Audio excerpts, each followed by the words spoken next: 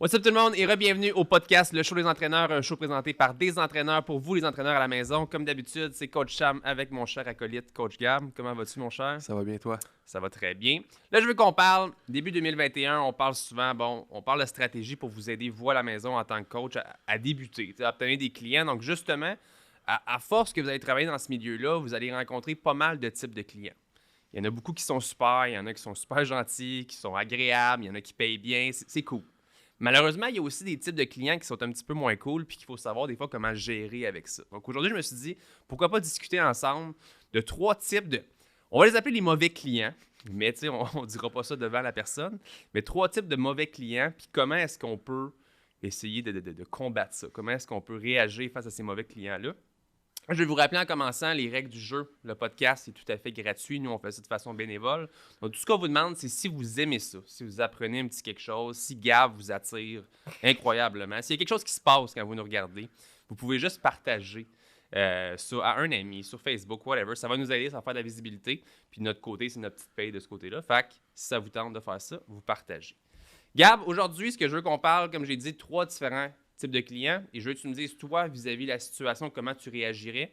Si tu ne sais pas comment réagir, je ne sais pas comment moi je réagirais. Un client qui veut te lowballer.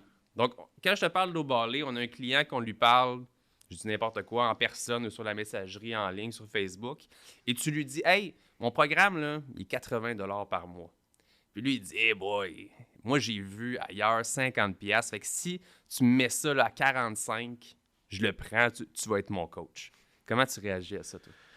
Là, je pense que c'est vraiment le principe du temps qui va changer ma réponse, dans le sens qu'au tout début, peut-être que j'aurais essayé de négocier quelque chose entre les deux. 45, non, mais tu sais, peut-être que j'avais 55, 60, j'aurais vendu ma salade. Aujourd'hui, quelqu'un qui veut pas payer mon prix, ben j'ai dit qu'il allait voir ailleurs, s'il veut aller voir ailleurs, parce que ça va lui faire plaisir. Là, c'est sûr, encore une fois, je parle à travers mon chapeau du fait que lorsque j'avais pas d'argent, c'est une réponse vraiment lorsque j'ai de l'argent. Mais si je vais aller un peu plus profond que ça, je dirais simplement que un client qui recherche le prix le plus bas sera un client qui va toujours chercher le prix le plus bas. Ouais. Fait que oui, tu as vendu à 45 ce mois-ci, mais il va continuer à magasiner pour un programme à 45, à 40, à 35. Fait que dès qu'il va pouvoir te quitter, il va te quitter. Et c'est généralement quelqu'un qui ne va pas y aller all-in avec toi. Parce que ce client-là n'est pas là pour être avec toi, il est là pour ton prix. Donc, il prend ton programme parce que tu as fait le moins cher possible. Il ne va pas dire nécessairement « Ah, ce coach-là, on fait ça extrême, mais tu sais, c'est mon gourou, je sais tout ce qu'il me dit, tout ce qu'il veut que je fasse pour un maximum de résultats. » Donc, je prends lui parce qu'il ne m'a pas coûté cher, je vais le faire jusqu'à temps que je me tanne, puis quand je vais me tanner, je vais faire quelque chose d'autre. Ouais. Fait que ce genre de client-là, malheureusement, faut pas négocier, faut laisser le prix expliquer pourquoi est-ce que notre prix est là, pourquoi est-ce que peut-être que eux, leur prix est là, qu'à voir eux s'ils veulent. Mais malheureusement, c'est le genre de client qu'en général, ça va être un one-time deal. Il va te payer une fois, puis après ça, tu ne reverras plus. Parce que tu vas peut-être pas y faire ce rabais-là, puis lui, il va toujours vouloir que tu gardes ce rabais-là. Fait que toi, tu vas monter tes prix parce que tu es peut-être meilleur, puis il va te négocier ça à 40, à 35. Fait que... Ça me fait rire parce que j'ai tellement des centaines de mises en situation qui s'est arrivé avec des clients, puis j'étais comme toi au départ, quand je commençais, mettons, dans le projet physique, c'était exactement ça, où est-ce que je me laissais lowballer à tout moment.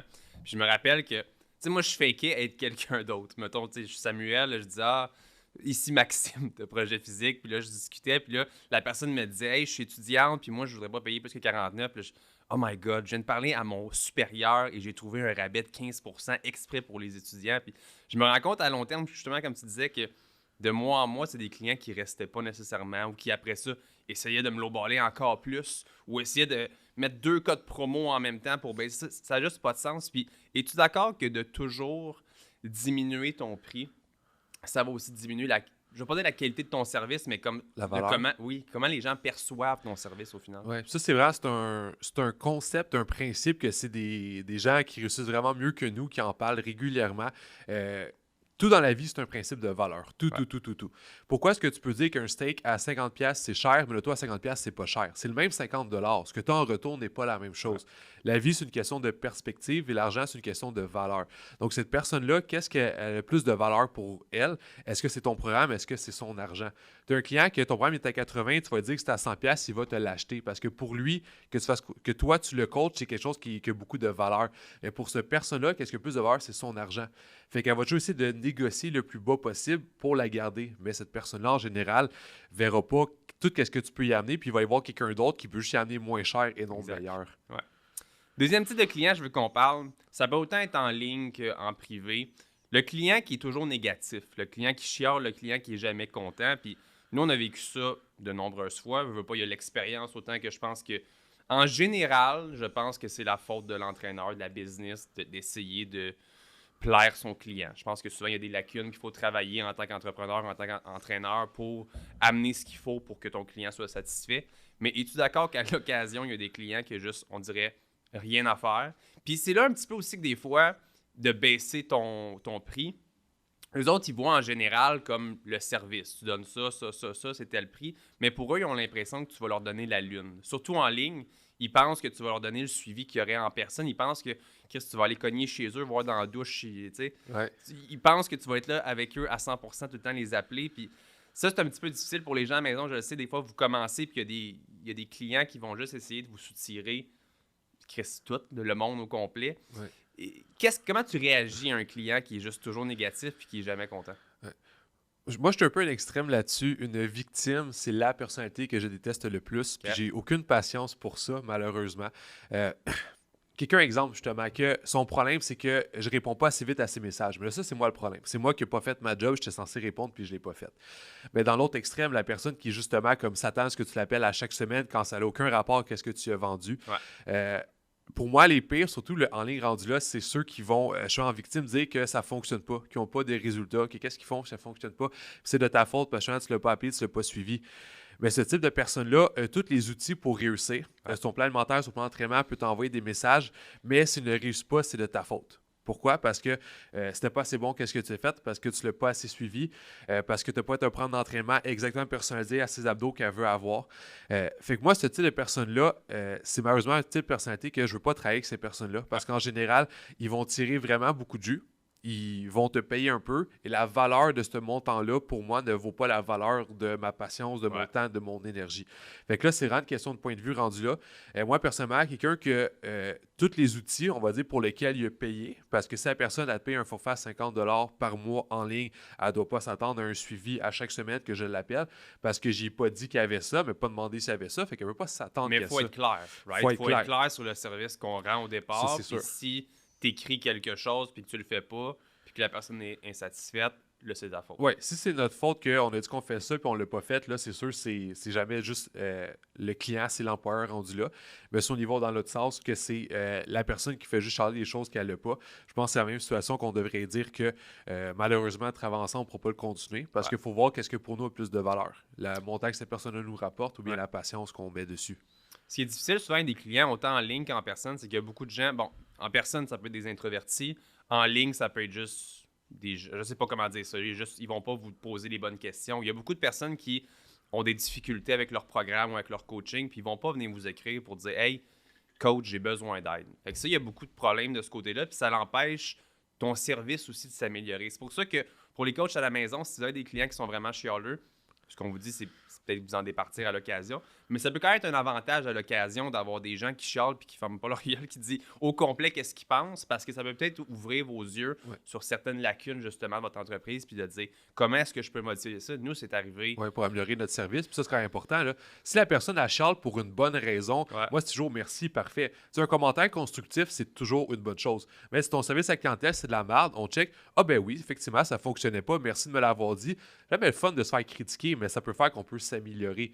Fait que si dans cette optique-là, moi, je suis toujours pour. Commentaire constructif, c'est toujours bon.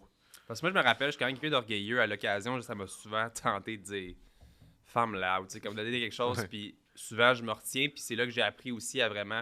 Le client a toujours raison jusqu'à vraiment preuve du contraire, puis c'est arrivé des fois que j'ai pas été lèche-botte, mais je veux dire, tu donnes qu'est-ce que la personne elle veut. Si ça n'a pas marché, parfait, on va te donner un mois gratuit. Tu sais, tu veux vraiment plaire à ton client puis lui montrer que si tu as fait une erreur, une lacune, tu vas la réparer pour que son expérience soit super. Mais oui, il y a des moments, je pense, où est-ce que ça dépasse vraiment les limites, puis qu'à un moment donné, tu dois faire les pour et les contre de garder le client. Puis si c'est trop drainant pour ton temps, ton énergie, ta patience, tu es aussi bien de t'en départir. Toi, c'est-tu déjà arrivé, là, mettons, dans le cadre d'entraînement privé, de te départir d'un client, de dire je ne pourrais plus continuer avec toi? Oui, juste avant ça, tu as dit quelque chose, je vais mettre une petite parenthèse, parce que je pense que c'est vraiment bon ce que tu as dit. si quelqu'un, justement, vous avez vendu un 3 mois, puis la personne n'est pas satisfaite, au lieu de donner un rabais sur un autre 3 mois d'après, donnez-lui un mois gratuit. Ouais. Je veux vraiment souligner parce que c'est vraiment bon ce que tu as dit. Parce que le mois gratuit, c'est vraiment puissant dans le sens que c'est pas quelqu'un qui n'a pas pris ton service sur un mois gratuit. Là, ton service, il vaut vraiment rien, ça a été gratuit. Mais la personne a pris un 3 mois, il y a des choses qui n'ont pas été contente, tu veux qu'elle reste un mois de plus. C'est le même service que toi tu donnes, elle a déjà payé, fait que ça n'a pas la valeur de ton service. Puis un mois qui est satisfait, il y a plus de chances qu'elle prenne un autre 3 mois après ça à prix régulier. Fait que faites comme ça, me donner un mois gratuit, c'est quelque chose qui fonctionne vraiment bien. Ouais. Puis, ouais, c'est des parties En privé, oui, c'est quand même arrivé rarement, je te dirais peut-être 2 à 3 fois. Mais je pense qu'il y en a 2 sur 3 que c'était pas des parties. C'est lorsqu'ils étaient à la fin de leur contrat, je n'ai pas parlé de renouvellement pour qu'ils s'en aillent. Okay. C'est arrivé rarement. Je te dis que 95% des clients en privé sont vraiment le fun. Puis je pense qu'une grosse partie de ça, c'est qu'ils payent un montant élevé. Vu qu'ils payent un montant élevé, ils veulent avoir des résultats. Fait qu'ils vont se donner, ils vont travailler. Puis s'ils ne travaillent pas, mais ils ne vont pas mettre ça sur ton dos parce qu'ils voient qu'ils ne travaillent pas. Je te dirais que ceux que les 2-3 j'ai qui hâte parce que c'était juste ça là, c'était des femmes, là, c'était des fatigantes. Des personnes qui faisaient juste chialer. Moi, tu parles tout ton entraînement, une chiale dans ton entraînement, ça me dérange pas tant que tu le fais. Moi, je suis une princesse, hein, tu le sais. Là. Moi, je chiale tout au long de mon entraînement, mais je vais le faire pareil jusqu'à la fin parce que moi, chialer, ça me fait du bien. Fait que si tu veux chialer, mais tu fais ton set de 12 au complet avec les poids que je t'ai donné sans faire plaisir. Mais des gens qui vont juste chialer, je suis pas capable, ils arrêtent en plein milieu tout le temps. Ça, je suis vraiment pas capable. Parce que si ton but, c'est que tu viennes me voir, tu payes un certain bon montant pour que je te coach, je te fasse quelque chose que je considère qui est bon, qui va fonctionner, fais-le. Là, bien sûr, c'est pas je squatte, j'ai mal, fait que non, je veux que tu continues. C'est je veux faire un mouvement, c'est difficile. Ben bravo, c'est pour ça que tu es là, c'est parce que c'est difficile. Fait que ça, je pense que ça avait 2 à 3 fois, ça a été vraiment rare. Mais en général, je pense que les gens le voient dans ma face quand que je les apprécie pas, parce que ça paraît. Fait que il y a même une autre fois que je t'ai déjà dit que cette madame-là, si ça ne s'améliore pas, comme je te dis tout de suite, comme Jackie Carte la prochaine fois parce que je suis plus capable. Ouais. Fait que peut-être que tu as parlé ou je sais pas, mais peut-être qu'elle a vu dans ma face, d'être la fois d'après, comme elle s'était calmée, là c'était mieux, puis on a fini toutes nos séances ensemble. Ouais. Elle faisait juste chialer, puis moi, une victime, c'est la chose que je suis pas capable. Guys, je vous rappelle à la maison qu'on vous écoutez en ce moment le podcast Le Show des entraîneurs. Si jamais vous aimez le show et que vous aimeriez peut-être devenir entraîneur ou approfondir vos connaissances en tant qu'entraîneur, vous pouvez suivre nos formations qui se trouvent sur entraîneurenfeu.com. Et en tant que spectateur, si vous êtes rendu jusqu'ici, bravo. Oui. On vous donne un 10% avec le code SHOW10, SHOW10 sur la plateforme, comme je l'ai dit, www.entraîneurenfeu.com. Dernier type aujourd'hui, Gab. Je pense qu'on pourrait y aller longtemps. Il y aurait pas mal de types. J'ai été vers 3 types classiques. Le client qui se présente juste pas. Je pense que ça arrive quand même. Ben, je ne vais pas dire souvent, ça arrive régulièrement. On est dans une optique où est-ce que nous, notre clientèle, c'est pas des athlètes. On part beaucoup avec monsieur, madame, tout le monde. Il y a beaucoup de personnes qui commencent leur remise en forme. Puis déjà, les amener au bureau, des fois, c'est rough. Des fois, on prend des rendez-vous puis ils se pointent juste pas pantoute. Ouais. Dès qu'on a payé, il y a un petit peu plus de gens, on dirait 95% des gens qui vont venir, mais il y a un 5% des fois qui vont quand même pas venir, puis j'en ai en tête en ce moment. Là. Ce que je veux qu'on parle, premièrement, c'est comment tu réagis à ce type de client-là. Puis après ça, je veux qu'on discute ensemble de qu'est-ce qu'on pourrait conseiller aux entraîneurs et futurs entraîneurs de faire carrément pour empêcher le plus possible que ça arrive. Oui. Je pense que ma réponse, ça va dans les 2 sujets en même temps. Fait que je vais le faire en même temps. Vas-y. Je te disais qu'avant, ça faisait plus chier qu'aujourd'hui parce qu'avant, je ne chargeais pas le rendez-vous avant ou bien je ne pouvais pas le charger lorsqu'il n'était pas là. Aujourd'hui, j'ai une règle extrêmement simple. Je te charge ton rendez-vous si tu ne te présentes pas, à moins vraiment que tu aies une bonne raison. Ouais. Puis là-dessus, en tant que tel, pour vrai, je suis vraiment pas chiant. La personne me... Tu sais, j'ai un client à un moment donné comme... C'était dernière minute, mais il devait amener sa femme à l'hôpital que je sais qu'elle a le cancer.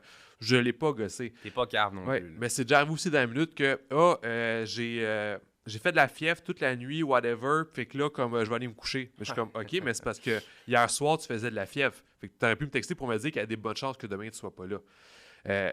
Quand c'est le premier client du matin qui cancelle, même je me fais payer, ça, c'est de la grosse merde parce que tu aurais pu dormir plus. Quand c'est le client de la journée qui cancelle, tu es vraiment content. Vraiment. Quand c'est le dernier client de la journée qui cancelle, tu es vraiment content. Est-ce que tu peux finir plus tôt? Ouais. Mais pas tout au deuxième point, moi je pense que la chose, c'est bien sûr, tu dis à tous tes clients, si jamais tu ne te présentes pas, je te charge ton rendez-vous. Ouais. Juste ça, c'est vraiment une bonne, c'est quoi le mot en français? Ça va encourager les gens. Oui, c'est ça, exactement. Ça va encourager les gens à se présenter. Encore une fois, tu leur dis dis, moi, je trouve 24 heures d'avance que je veux que tu cancelles. J'ai une bonne raison, je vais comprendre. Mais moi, après ça aussi, là-dedans, je me laisse moi-même une marge de manœuvre que je dis à aucun client. La personne aura une bonne raison, je vais lui donner. Une mauvaise raison, aucune chance que je donne. Si elle ne se présente pas, elle perd son rendez-vous à tous les coups. Et je lui charge. C'est un 30$ ou 50 ou 20 ou 80, pendant combien que vous payez, que vous allez payer à rien faire ou bien à faire quelque chose d'autre en étant des programmes, vous faire du rattrapage. Fait que c'est une heure qui devient sympathique. C'est un 10 à 15 minutes qui fait chier parce que tu attends. Et par l'autre deuxième point, c'est plus d'éviter ça. Souvent, c'est de juste simplement confirmer le rendez-vous avant, une journée avant, le matin même. Assez simple. Et mettre littéralement un règlement dans un contrat. Que la personne ne se présente pas, tu charges son rendez-vous. Fait que là, tu es payé à rien faire. Sûr, vous pourriez avoir un système en place dans votre entreprise qui pourrait faire des rappels autant à vous qu'à votre client. Ça pourrait être faisable. Il y a plein de systèmes qui peuvent faire ça. C'est sûr qu'en personne, ça arrive plus souvent qu'en ligne. On s'entend qu'en ligne, il n'y a pas vraiment de show à faire. Je veux dire, tu n'as pas à te présenter. Par contre, quand même, quand ton service inclut des suivis, il y en a beaucoup qui nous écoutent, peut-être qui font des Skype, des affaires du genre, puis c'est un petit peu la même chose. Si vous avez dans votre service des suivis, que votre client doit répondre à un message ou whatever, puis qu'il le fait pas, ça va un petit peu dans les deux sens. C'est plate parce qu'au final, vous autres, vous pouvez pas donner le service que la personne paye pour, donc ça peut backfire vers vous autres. Puis de l'autre côté, la personne, elle n'a pas ce qu'elle voulait non plus. C'est sa faute, mais ça vient sur, ça va être sur... Ça va être mauvais pour toi aussi. C'est bien dit comme ça, hein? Fait en ligne, ça arrive moins souvent, mais en privé, ça arrive beaucoup plus souvent. Puis comme tu l'as dit, je pense que ce que nous, on a implémenté dans le projet physique qui a le plus aidé, c'est vraiment la consultation, le prix de la consultation initiale. Donc, des gens qui nous appelaient super intéressés. « Ah ouais, je vais être là, parfait, rendez-vous lundi. » Puis lundi, « Hey, il est pas là. » Puis les gens sont tellement gênés, on dirait, là, de comme tu le textes, t'es pas à ton rendez-vous, tu essaies d'appeler, ils te répondent pas, ils sont juste disparus. Vraiment comme... Il peut arriver des affaires dans la vie, on n'ira pas dans les extrêmes, là.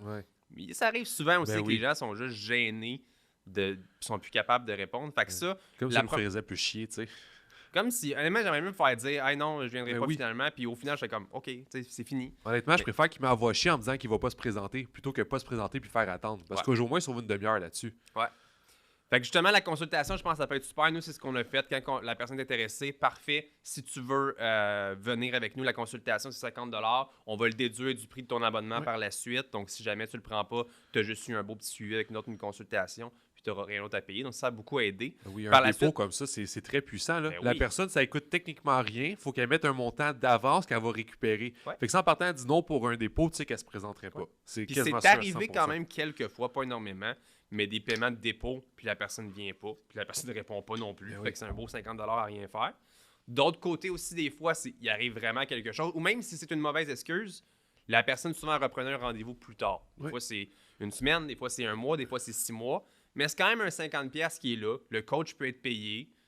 Puis au final, le client va quand même revenir plus tard puis payer son service. Puis sinon, comme tu l'as dit, les confirmations, je pense que c'est vraiment puissant. Des logiciels, c'est sûr que c'est disponible pour ça. Puis sinon, je pense vraiment, c'est de confirmer tous les rendez-vous d'avance. Nous, on fait beaucoup ça. C'est vraiment, regarde, sors ton agenda. Moi, je sors le mien. On met tes 12, mettons que c'est un 12 séances. On met tes 12 séances. Puis ce que j'aime beaucoup avec mes clients, c'est leur dire, on aime la redondance. On aime, tu veux venir là, ben c'est les lundis, jeudis. Il arrive de quoi d'intense, c'est un horaire vraiment variable, on regardera ensemble. Mais le 3/4, même 95% des clients vont tout le temps prendre les mêmes journées. Pour eux, c'est facile, c'est routinier. Je le sais qu'avant mon travail, je vais m'entraîner. Donc pour eux autres aussi, ça devient une routine. Puis ça a évité beaucoup de no-shows, justement. Fait que ça a évité beaucoup de clients satisfaits, de clients qui chialent, donc les deux autres types de clients, et de nous autres de perdre de l'argent au final. Ouais. Est-ce que j'ai un autre type que je pourrais parler, que j'ai goût de parler? Si t'as le goût, vas-y. J'ai goût de parler d'un quatrième type. Parce que c'est un type qui est très difficile à gérer. Puis il n'y a pas de recette miracle pour le faire. Je pense que ça pourrait être intéressant. Okay. Je vous présente le menteur. Oh, le menteur. Le menteur, oui. Puis ça, malheureusement, il y en a. Puis c'est vraiment pas rare. Okay. Dans mon premier cours d'alimentation sportive avec Coach Export, Vincent Conton a parlé de ce type-là, que ça va arriver, puis comme des trucs à faire. Puis je suis quand même content qu'il en ait parlé parce que c'est vrai que c'est arrivé. Fait que je vais communiquer encore aujourd'hui. Vas-y. Le menteur, celui qui ne comprend pas pourquoi est-ce qu'il n'y a pas de résultat, parce qu'il fait tout ce que tu lui demandes. Okay. Encore une fois, il n'y a pas une bonne manière de le gérer parce que, il faut que tu puisses voir sa personne devant toi, est-ce qu'elle te dit la vérité ou non. Puis ça, c'est pas toujours évident. Non. Fait il y a des bons menteurs. Il y a des bons menteurs. Puis en général, les gens qui ne mentent pas ne peuvent pas concevoir que la personne devant soi ment. Fait que ça, c'est quand même quelque chose de spécial. Là. C'est des personnes trop honnêtes ont la difficulté à avoir le mensonge devant eux. il y a beaucoup de gens qui vont dire qu'ils font qu'est-ce qu'ils ont à faire, mais qui n'ont pas les résultats pour. Ouais. Ça l'arrive. J'en ai eu des clients très difficiles dans le sens que leur corps ne répondait pas. Ouais. C'est rare, mais ça l'arrive. Ça, c'est un sujet un peu chaud au niveau, exemple, de l'obésité en ce moment. J'ai jamais vu quelqu'un manger sa coche pendant 6 mois et s'entraîner et pas de résultats. C'est pas arrivé, ça n'arrive pas. Les gens, en général, qu'à travers longtemps, n'ont pas de résultats, c'est parce qu'il y a des up and down. C'est correct, tu sais. Quand une fois dans la vie, tu n'as pas besoin d'avoir des abdos, tu n'as pas besoin d'avoir des résultats, mais si tu dis que tu vas en avoir, tu ne fais pas le travail pour, dis pas que c'est la faute de quelqu'un d'autre. Ouais. Si vraiment tu donnes les efforts à 100%, tu regardes qu'est-ce que tu manges, des bonnes quantités, tu bois ton eau, tu sors, tu fais tout à 100% à travers l'année, techniquement, tu vas avoir des résultats juste parce que ton corps va être plus en santé.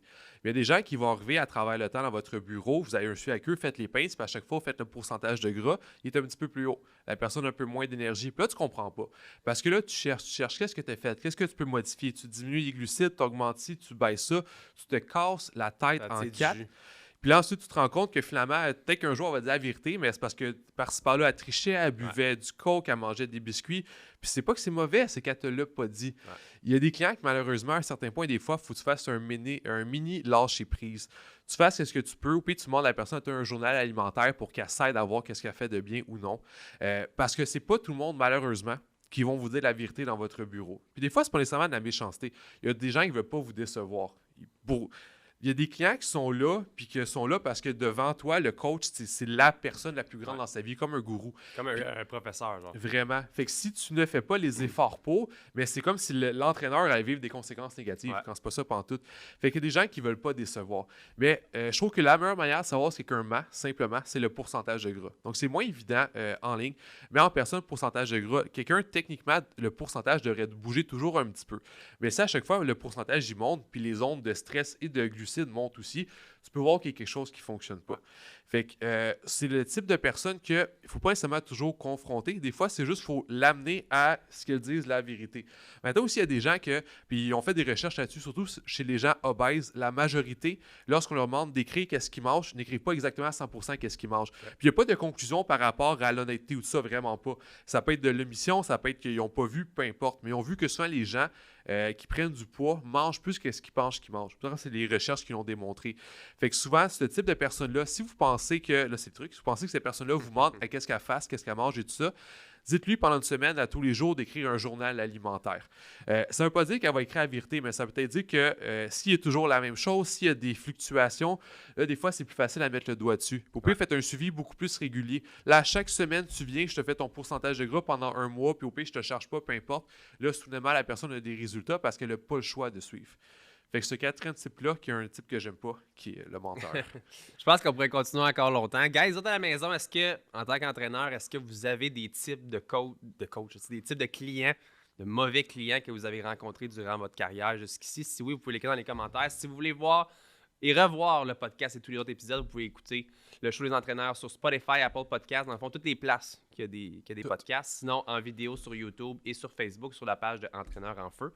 Et nous, guys, merci beaucoup, Gab. Merci à et toi. On se voit pour un autre épisode de mauvais clients. Yes. Bye, guys.